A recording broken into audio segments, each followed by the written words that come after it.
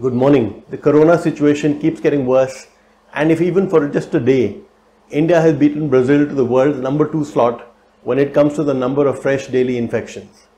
In fact, researchers in MIT have looked at infection levels across 84 countries, and they've looked at various other parameters in these countries, and based on that they've come to the conclusion that the actual number of infections is probably 12 times what the governments of these countries say, and the actual death count is probably double of what is officially been stated.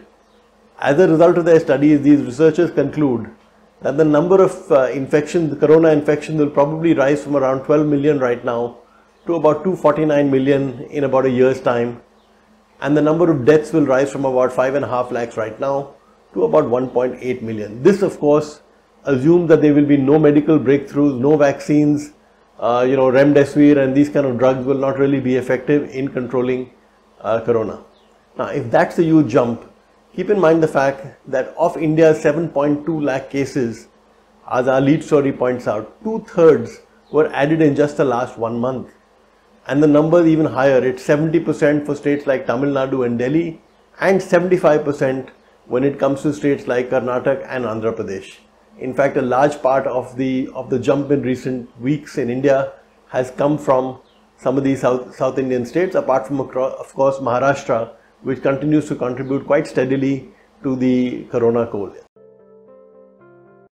And as part of the global moves to pressurize China, American Secretary of State Michael Pompeo has said that, like India, he too is considering banning of Chinese apps like TikTok.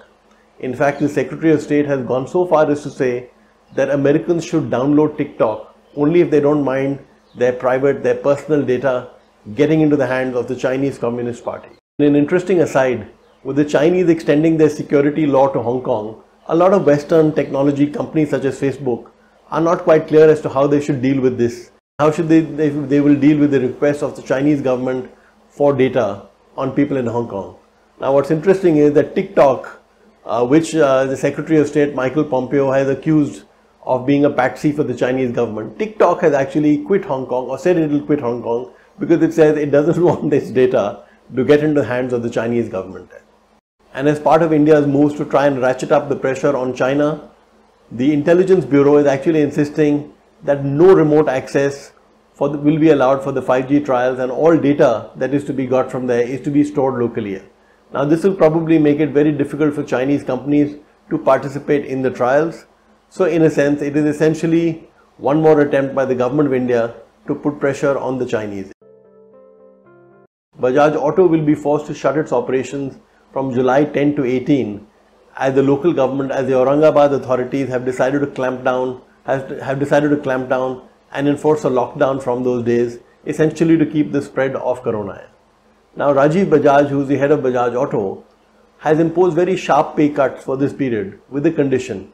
Basically, what he's saying is the lockdown is from July 10 to 18. So he's saying if workers come on duty on the 8th and the 9th, that is just before the lockdown, and they resume duty on the 19th, that is just after the lockdown, they will face a 50% salary cut for the period of lockdown.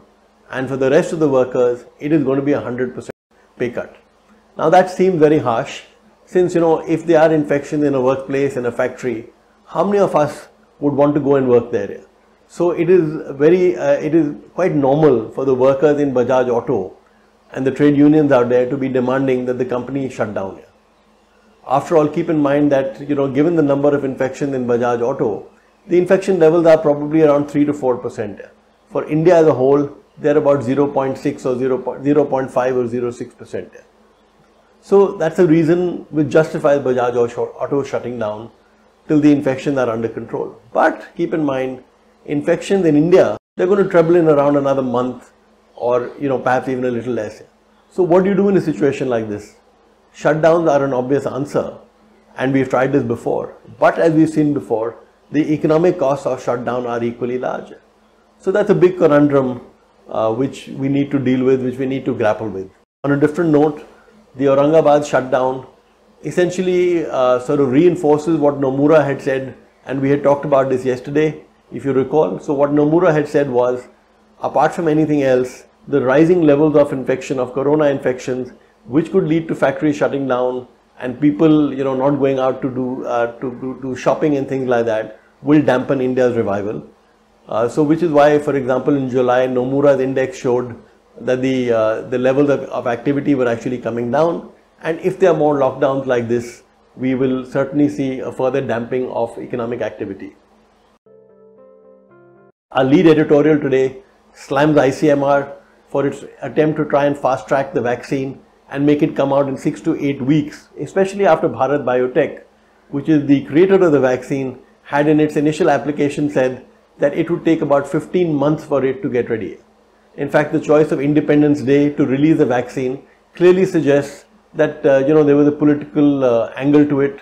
There was perhaps political pressure. Vaccines, as we know, take about 4 to 5 years to make, and as we've argued in the editorial, even if you compress that time frame, you have to be very careful, because unlike some of the other drugs which are being given as a cure, they are being given as a cure for a last resort patient. They are given as a cure for experimental drugs.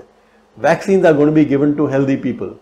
So if there's even a slight problem with the vaccine, you can have severe health implications for healthy people, which is why it is important that no corner be cut and every protocol be followed, and the results be looked at very, very carefully.